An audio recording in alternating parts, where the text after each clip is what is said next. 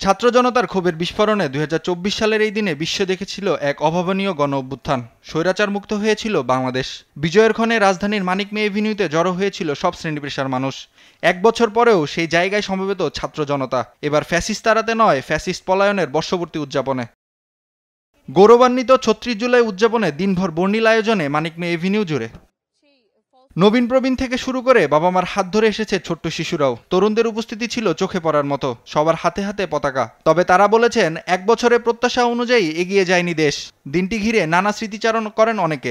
আমাদের আকাঙ্ক্ষা অনেক উচ্চ ছিল, কিন্তু এক বছর পরে এসে আমরা সেই আকাঙ্ক্ষার পুরোপুরি বাস্তবায়ন দেখতে পাই নাই।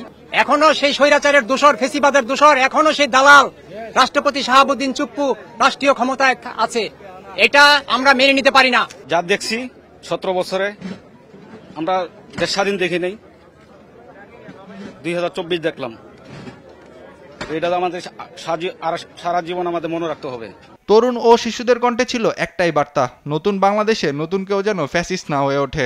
ক্লাস 3 থেকে আমার বন্ধু বান্ধব মিল্লা পরে গেছি পুলিশের সামনে, ফার্স্টে গুলি করে নাই, পরে দিছি মায়া পর তুলিছি, পরে থানার ভিতরে রিকা আমাদের জানলা নাই, বারিন্দা দিয়া গুলি করছে। ভালো লাগতেছে, কিন্তু ছেড়ে লেগে ভালো লাগে না। কেন এক বছর ধরে ঘরের ভিতরে পড়া, অন্ধকার কুটুরিতে। এদিকে মানিক মে এভিনিউয়ের মঞ্চে পারফর্ম করছেন শিল্পী ও সাংস্কৃতিক ব্যক্তিত্বরা। গানের তালে তালে উপভোগ করছেন সবাই। নেওয়া হয়েছে কড়া নিরাপত্তা। সার্বিক পরিস্থিতি পর্যবেক্ষণ করেন র্যাব মহাপরিচালক শহীদুর রহমান।